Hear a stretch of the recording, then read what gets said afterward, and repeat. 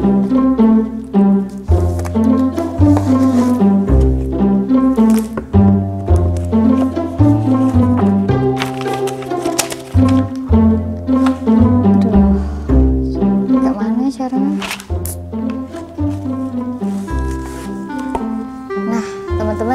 kali ini saya lagi bingung nih membuat skripsi kayak gimana caranya. Jadi yuk bareng kita sama-sama ngobrol sama ahlinya. Jadi bapak ini sangat ahli banget nih di dalam penulisan skripsi. Nah, bagi kamu yang lagi sama aku, yuk kita ngobrol bareng.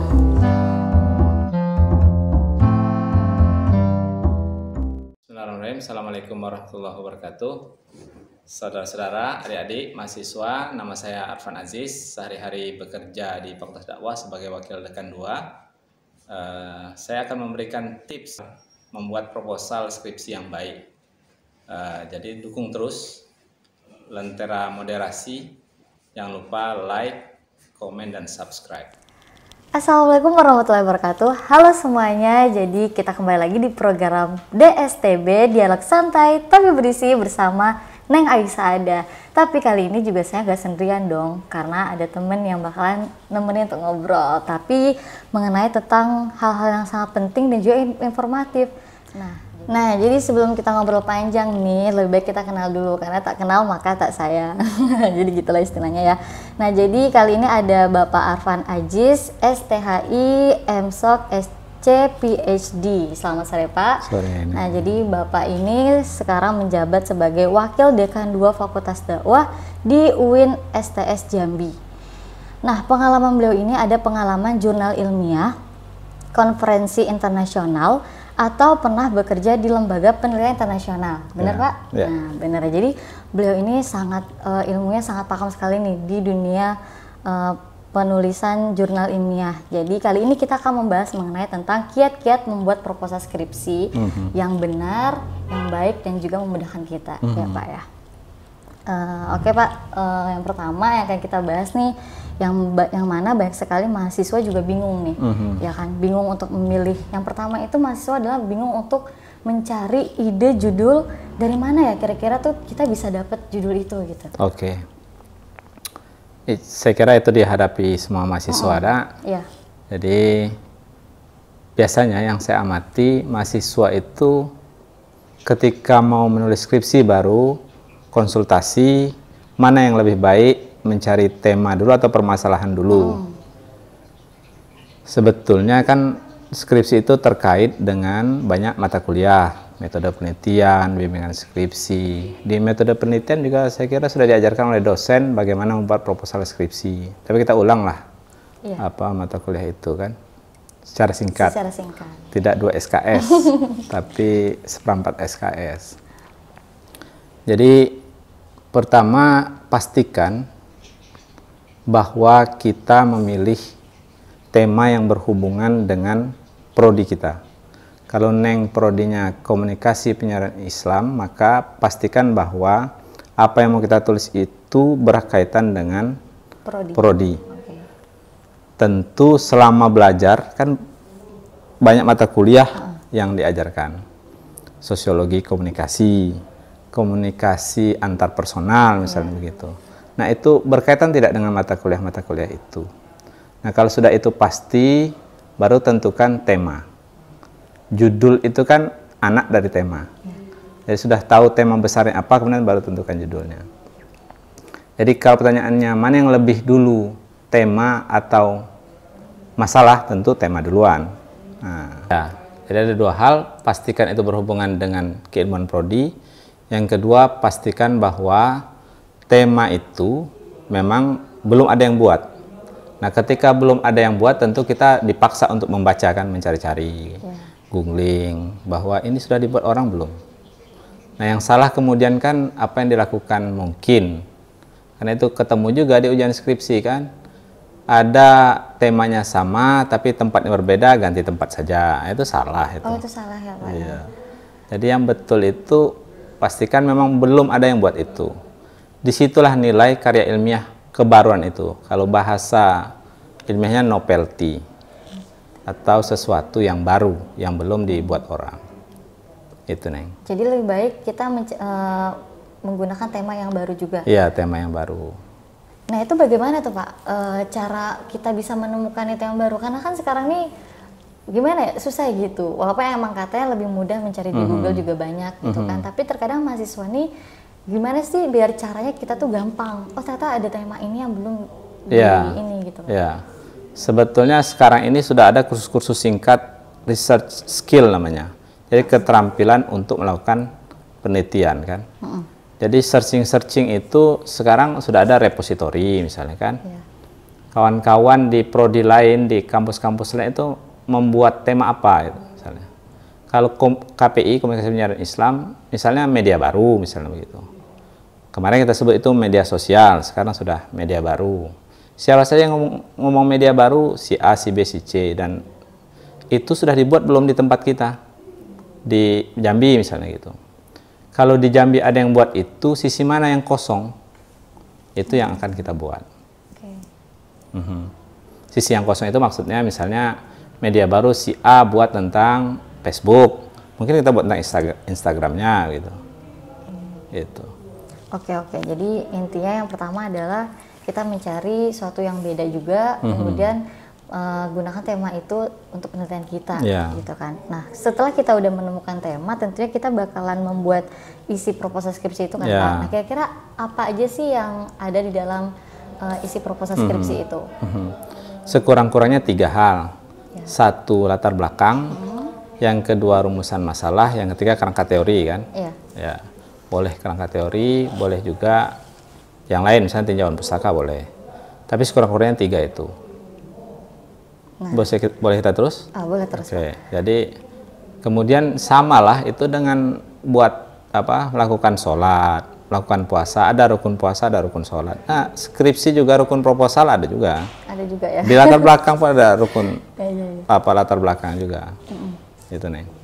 Oke, nah jadi yang lagi nih Pak ya, yang karena saya juga pernah ngalamin itu. Jadi banyak teman-teman mahasiswa tuh yang kadang dia sudah punya tema, sudah punya judul, sudah punya tempat yang bakalan dia teliti. Cuma satu penyakitnya, ketika mau membuat pendahuluan, bingung nih kira-kira mau diawalin apa ya gitu loh. Kadang kata-kata itu apa ya kira-kira yang bagus untuk di awal. Nah itu tuh Pak yang bikin kenapa mahasiswa tuh sering mengundur-undur, karena udah mungkin terlalu diribetin kali ya, jadi sehingga bingung untuk memulai. Kira-kira dari Bapak nih apa sih tipsnya supaya kita tuh pas memulai itu enak-enak aja gitu? Ya, jadi pasti semua itu dilakukan dengan membaca kan, Neng? Tadi kan kita sudah searching di Google, si Anu melakukan apa, tentu kita baca tuh. Kita baca, tapi di latar belakang itu minimal ada 3 hal yang harus disebutkan. Yang pertama adalah konteks lapangan. Konteks lapangan itu maksudnya dia melakukan penelitian itu, apa yang terjadi di lapangan sehingga membuat dia penting untuk melakukan penelitian itu. Misalnya komunikasi penyiaran Islam di UIN Sultan Toha Saifuddin Jambi. Apa konteks lapangan di UIN Sultan Toha Saifuddin Jambi yang melatari harus menulis tentang komunikasi penyiaran Islam? Yang kedua, konteks kepustakaan. Nah, kepustakaan ini maksudnya harus cerita tadi. Si Anu sudah membuat penelitian tentang komunikasi penyiaran Islam. Si B membuat itu juga, tapi si A membuatnya lebih spesifik ke mananya, si B spesifik ke mana. Nah, dengan begitu kita menempatkan diri, kita akan menulis tentang apa dalam konteks komunikasi penyiaran Islam itu. Itu konteks kepustakaan. Satu yang pertama. Yang kedua itu pasti harus menyebutkan gap atau istilah dosen dan dosolen. Teori perbedaan teori dengan kenyataan. Di lapangan secara teori misalnya harusnya komunikasi penyiaran Islam itu adalah komunikasi menyiarkan kemudian berbasis Islam. Tapi di lapangan ternyata tidak begitu misalnya. Ada komunikasi yang tidak berdasarkan Islam. Nah itu jadi gap, pertentangan antara teori dan kenyataan. Itu yang kedua. Nah yang ketiga biasanya langsung disebutkan hasil grand tour atau observasi awal.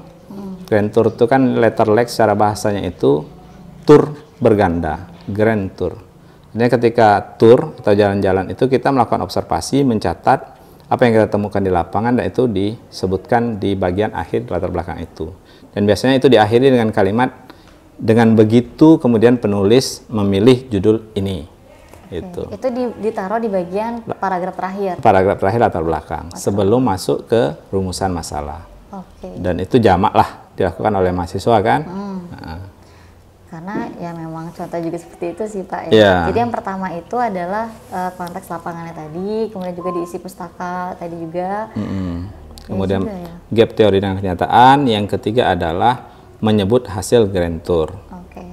Dan itu juga harus didukung dengan kita harus rajin membaca. Ya, Intinya membaca gitu. dan mengamati di lapangan kan. Kalau tidak membaca, tidak jalan-jalan tadi, tidak melakukan tour tadi, tentu tidak bisa melakukan itu. Iya, baik. Nah, jadi teman-teman udah tahu belum nih kira-kira jurus jitu membuat itu ya latar belakang masalah.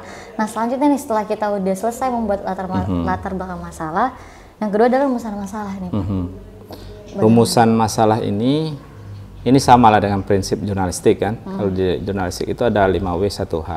Tapi kalau di karya ilmiah tentu ada 3 hal yang paling penting. 1, keapaannya, kemengapaannya, dan kebagaimanaannya. Pertanyaannya pasti apa, mengapa, dan bagaimana. Kata dari komunikasi penyiaran Islam temanya misalnya. Iya. Apa itu komunikasi penyiaran Islam? Mengapa komunikasi penyiaran Islam itu ada?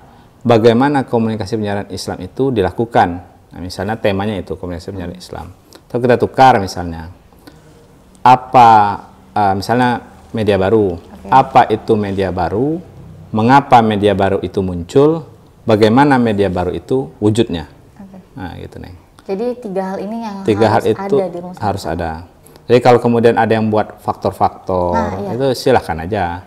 Tapi pasti itu bagian dari keapaan, kemengapaan, dan kebagaimanaan itu. Oh, jadi itu sebenarnya yang di dalam inti pertanyaan apa Ya. itu tadi ya, apa kenapa atau bagaimana.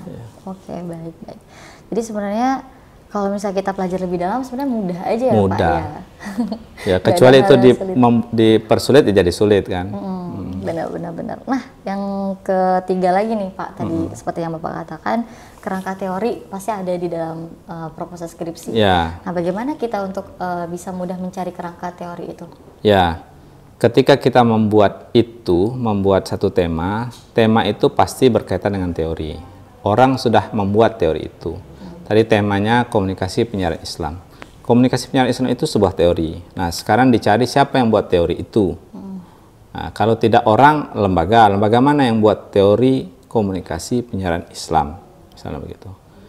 Nah, kemudian kalau kita sudah baca tadi kan, itu tinggal masuk aja ke bagian kerangka teori. Nah, masalahnya kemudian di kerangka teori ini banyak mahasiswa membuat definisi konsep.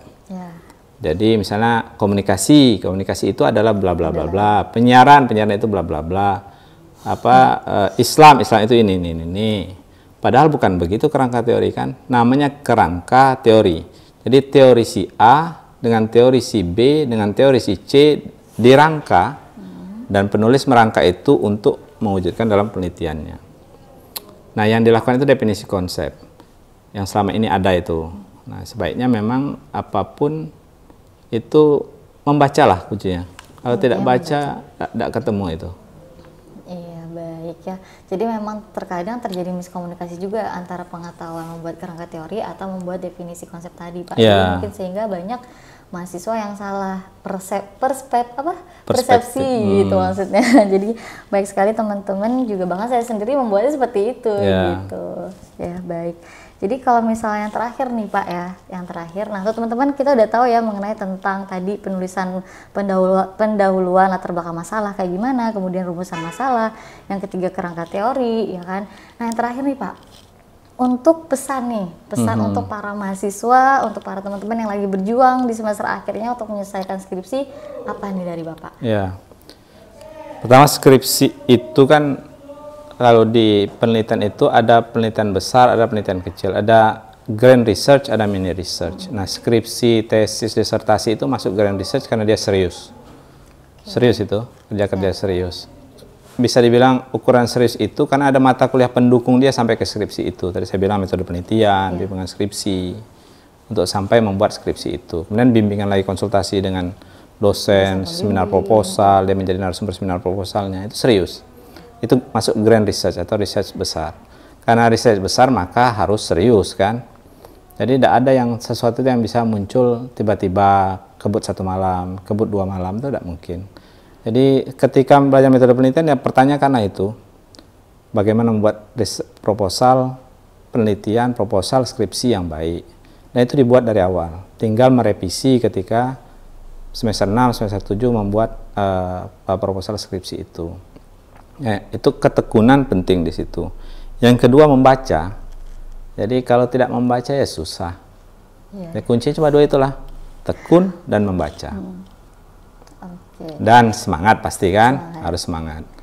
Nah, mungkin ada tadi kita cerita ada pengalaman misalnya mahasiswa ketemu dosen pembimbing yang katakanlah dalam tanda kutip apa namanya rumit untuk diajak diskusi misalnya begitu. Ya di namanya kita mahasiswa harus sabar ya Pak. Sabar. Saya ketemu, ini cerita pengalaman dikit nih. Jadi saya ketemu dosen pembimbing waktu master itu rumit orangnya, rumit. Dia mau detail, rinci, perfect itu sempurna. Padahal kita mengejar kalau bisa 4 semester itu sudah selesai. Saya selesai 2 tahun 3 bulan. Nah lewat 4 semester itu kemudian saya lebaran datang ke rumahnya. Nah kadang-kadang ada faktor-faktor non akademis juga mempengaruhi. Ya ngobrol, cerita masalah kita. Nah, besoknya dia bilang besok kamu daftar ujian gitu. Karena saya sudah pasti bahwa draft skrip tesis itu sudah selesai sebetulnya. Nah, ada faktor-faktor begitu. Kan tadi Neng bilang tak kenal maka saya. Mungkin setelah kenal dekat baru cerita, baru kemudian dia bilang oh ya penting untuk menimbang dia ini dalam kesusahan mungkin harus dibimbing lebih intensif begitu. Intinya membangun hubungan juga. Membangun hubungan baik, tapi jangan lupakan yang tadi itu kan ketekunan dan membaca tadi itu. Gitu. Nah jadi untuk teman-teman tadi pesan dari Bapak yang intinya adalah semangat dan harus rajin membaca, ketekunan, dan kalau bisa bagi kamu yang mungkin saat ini masih di semester bawah ya, itu udah dipersiapkan dari sekarang. Kira-kira apa aja nih yang harus kita pelajari, yang harus kita harus ada persiapannya supaya apa nanti ketika kita sudah menghadapi itu nggak kaget lagi, nggak bingung lagi ya Pak ya, nggak bingung kemana-kemana lagi. Jadi udah dipersiapkan semua dari sekarang. Oke, baik Pak. Terima kasih atas ilmunya tadi, sangat bermanfaat juga untuk teman-teman yang mungkin yang sangat memerlukan ini gitu kan informasinya. Semoga ini juga bisa membantu teman-teman semua yang lagi kebingungan bagaimana cara membuat proposal skripsi yang baik dan benar. Dan saya ucapkan terima kasih ya Pak. Sama-sama Neng. Oke, jadi teman-teman itu adalah secari cerita dialog kita pada sore ini mengenai tentang kiat membuat proposal skripsi. Semoga bermanfaat untuk teman-teman semua. Jangan lupa di like, komen, dan subscribe YouTube channel ini supaya apa? Supaya kita terus semangat nih membuat videonya dan memberikan informasi-informasi dan juga pelajaran yang penting untuk kalian semua. Dan dari kami, wassalamualaikum warahmatullahi wabarakatuh.